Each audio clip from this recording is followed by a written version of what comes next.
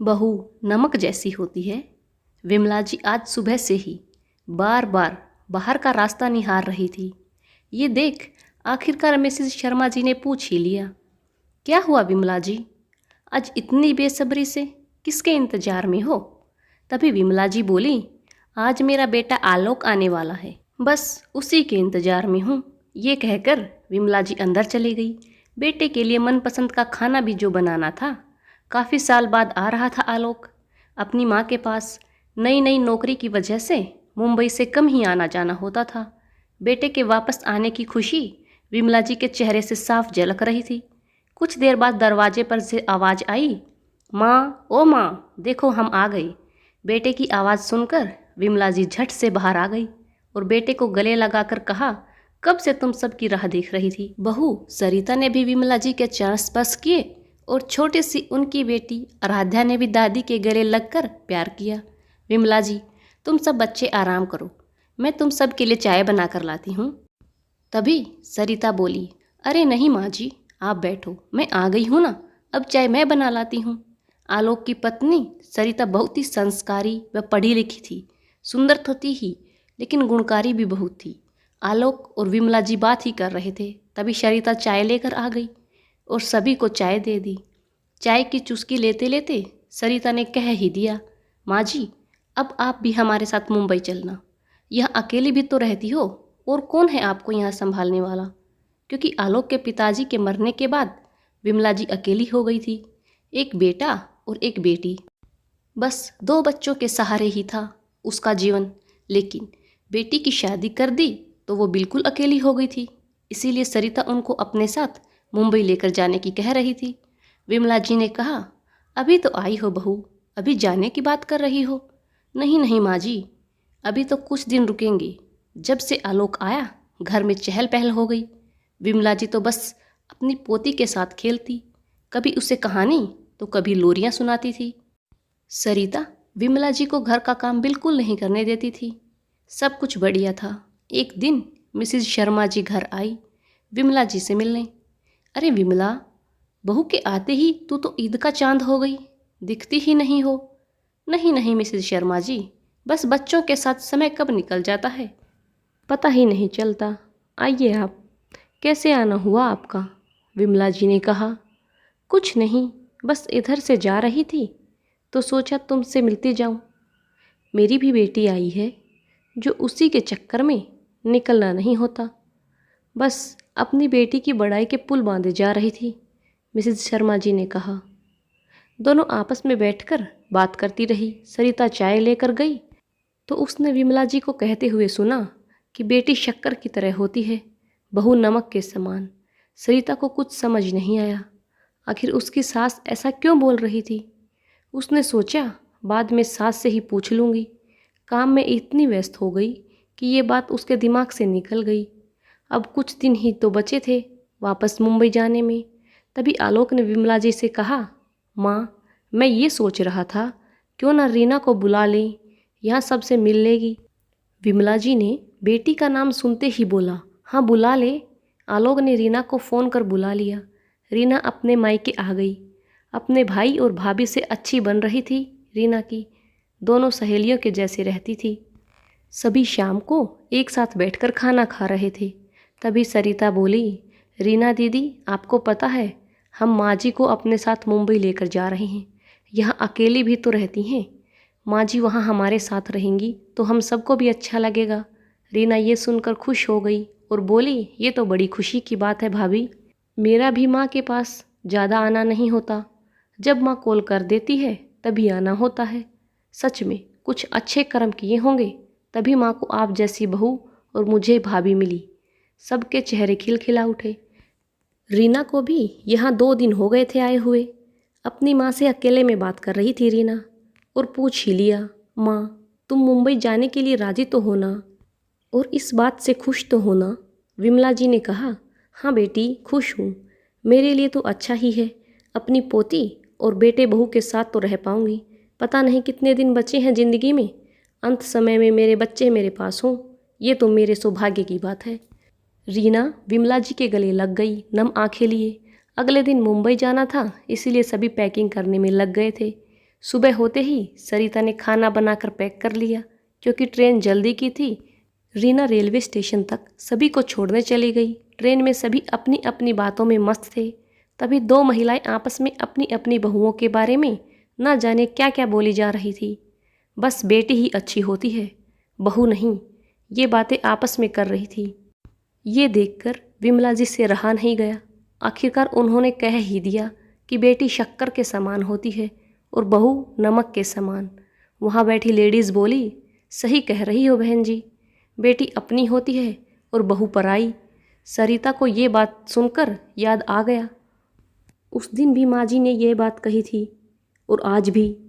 आखिर माँ जी को मुझ में क्या कमी लगती है जो बार बार यही बात कहती हैं।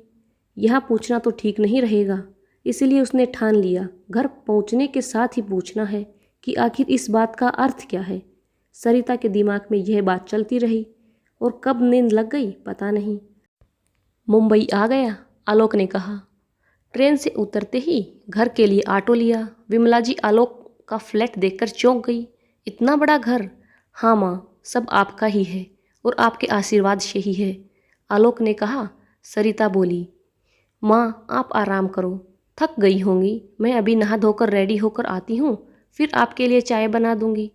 ठीक है बहू, विमला जी ने आराम करते हुए कहा। लेकिन आराध्या विमला जी को कहाँ आराम करने देती। वो अपने सारे खिलौने दादी को दिखाने लगी और दादी के साथ खेलने लगी। सरिता इधर रेडी होकर माँ और आलोक के लिए चाय बना कर ले आई। आलोक ने चाय की चुस्की लेते हुए कहा, आज चाय में चीनी नहीं डाली क्या? चीनी का नाम सुनकर सरिता को विमला जी की वो बात याद आ गई जिसका वो अर्थ जानना चाहती थी। लेकिन उसके सामने एक दुविधा थी, अगर वो आज ही ये सब पूछ बैठेगी, कहीं माँ जी को बुरा न लग जाए, कहीं वो ये ना सोच बैठे कि मुंबई क्या पता लड़ने के लिए ही लाई हो। इसीलिए वो शांत ही रही। सरिता को ऐसे खोए खोए देख आलोक ने कहा, लगता है काम वाली के बारे में सोच रही हो। सरिता बोली, नहीं, आप ऐसा करना, काम वाली बाई को फ़ोन करके बोल देना कि हम लोग आ गए हैं, वो कल से काम पर आ जाए। ये सुनकर विमला जी बोली, काम वाली बाई की क्या ज़रूरत है, मैं और सरिता मिलकर कर लेंगे घर का काम। आलोक ने कहा, माँ वो तो पहले से ही आती है काम पर और हम आपको यहाँ काम करने के लिए नहीं लाए, आपकी सेवा करने के लिए लाए हैं। सरिता ने भी हाँ में हाँ मिलाते हुए कहा। विमला जी खुश थी कि इतनी अच्छी बहू मिली जो उनका इतना ख्याल रखती है। सरिता विमला जी को बिल्कुल भी घर का काम नहीं करने देती थी और आवाज़ लगाते ही तुरंत आ जाती थी। विमला जी का अंदर ही अंदर मन नहीं लगता था। एक दिन वो ऐसे ही टहलते टहलते नीचे गार्डन में चली गई। वहाँ उनके हम उम्र की काफ़ी महिलाएं थीं। विमला जी नई नई थी तो अब सभी उनसे पूछने लग गई, तुम कहाँ से आई हो, कौन से फ्लैट में रहती हो, वगैरह वगैरह। अब तो बस विमला जी की सब अच्छी सखी बन गई थी। सब अपनी अपनी राम कथा सुनाती थी। सरिता के मन में वो ही बात थी, इतना कुछ करने के बाद भी हमेशा बहू को नमक के जैसी ही क्यों बोलती हैं। सरिता को ये बात अंदर ही अंदर खाई जा रही थी। पूछे भी तो कैसे पूछे, उसके समझ से परे थी। एक दिन बगल वाली फ्लैट में एक अम्मा जी रहती थी जो विमला जी की बहुत अच्छी मित्र बन गई थी। वो विमला जी से अपने मन की सारी बात कह देती थी। ऐसे ही बात करते करते अम्मा जी ने अपनी बहू की बुराई करने लगी। विमला जी उसकी बात में हाँ मिलाती गई। सरिता भी वही थी। ये देख सरिता सोचने लगी, जब सासू माँ किसी दूसरे की बहू की बुराई में हाँ ही मिला रही है तो फिर तो मेरी भी बुराई करती ही होंगी। सरिता वहाँ से चली गई। अब तो बस सरिता के स्वभाव में थोड़ा बदलाव सा आ गया। विमला जी से बिल्कुल भी नहीं बोलती थी सरिता, ना ही खाने के लिए पूछा और ना ही चाय पानी के लिए। बस खुद की मस्ती में ही रहने लगी थी। कुछ दिनों तक ऐसे ही चलता रहा। एकदम से बदलते स्वभाव को देखकर विमला जी भी सोचने लगी कि आखिरकार हुआ क्या सरिता को। आखिरकार विमला जी ने उसके बदलते स्वभाव के बारे में पूछ ही लिया, क्या हुआ बहू, तू आजकल बोलती ही नहीं है, कोई गलती हुई क्या? विमला जी बार बार पूछ रही थी, लेकिन सरिता बस मुंह फुलाकर ही बैठी थी। विमला जी ने आलोक की कसम दिलाते हुए कहा। अब तो बता दे बहू। तभी सरिता तमतमाती हुई बोली, माँ जी, आपकी इतनी सेवा करती हूँ, कभी भी आपको इधर का पत्ता उधर रख धरने के लिए भी नहीं कहा। हमेशा माँ के जैसा ही प्यार किया। आपको कभी मिसेज शर्मा जी के सामने तो कभी ट्रेन में, सभी के सामने आपके मुंह से ही सुनती आई हूँ कि बहू नमक के समान होती है। कौन से घाव पर हाथ लगा दिया जो आप मुझे नमक और अपनी बेटी को शक्कर के जैसा बताती हो?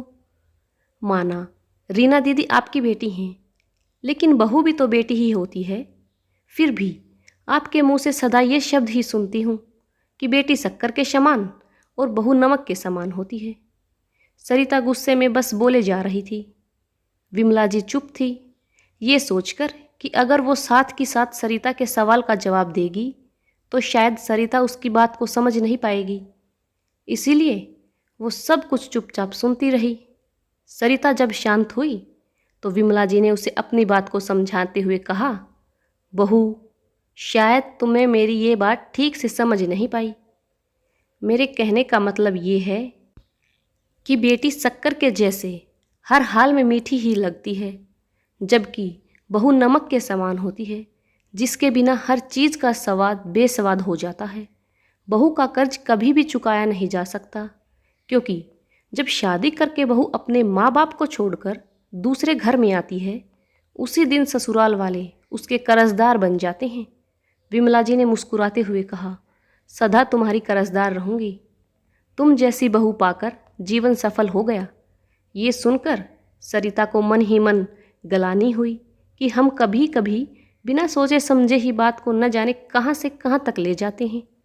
सरिता जी ने विमला जी से माफ़ी मांगते हुए कहा, मुझे माफ़ कर दो माँ जी, मैंने आपकी बात का गलत अर्थ निकाल लिया था। विमला जी ने सरिता को गले लगाते हुए कहा, अब समझ आ गया ना कि बहू नमक के समान होती है। सरिता ने हंसते हुए कहा, हाँ माँ जी। सखियों, कभी कभी ये गलती हम सभी से हो जाती हैं। हम बड़ों के द्वारा कही हुई बातों को समझ नहीं पाते हैं और खुद के अनुसार ही मतलब निकालकर उन्हें दुखी करते हैं। आप सभी से विनती है कि अपने बड़ों की बातों को अच्छे से समझें और अगर समझ नहीं आए तो विनम्रता के साथ पूछ लें। आपको यह कहानी पसंद आई तो वीडियो को लाइक और चैनल को सब्सक्राइब करें। धन्यवाद।